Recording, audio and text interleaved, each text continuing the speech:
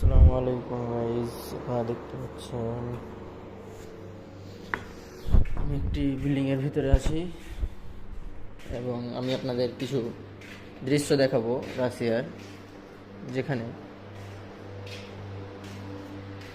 মানুষ এত ঠান্ডার ভিতরেও কীভাবে টিকে থাকে।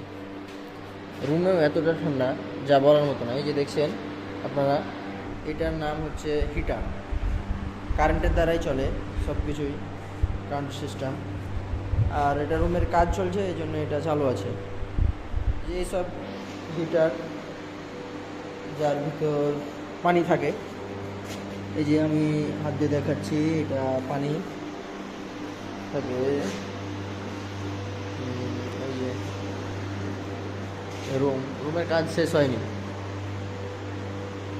হ্যাঁ, আমরা বিগত 3-4 মাস প্রায় কাছে এলো রাশিয়াতে আসা।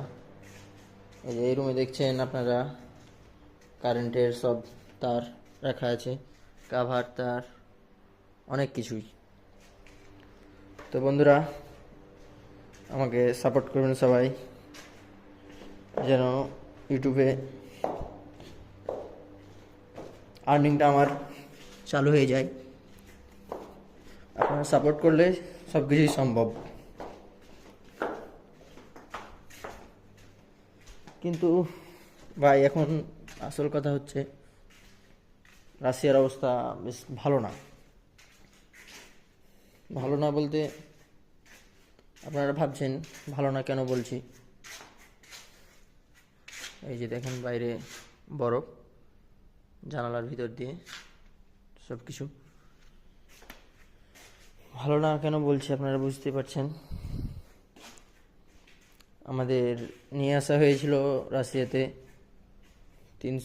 $600 দেওয়ার কথা বলে, কিন্তু এখানে আমাদের $600 তো দূরে থাক, এই দেশের মাত্র 20,000 রুবেল, যা বাংলা টাকা মাত্র 28 থেকে 30,000 প্রায়। এখন কথা হচ্ছে, আমাদের $600 কথা বলে নিয়ে এসছে, কিন্তু এত কম কেন? কারণ হচ্ছে এখানে আমাদের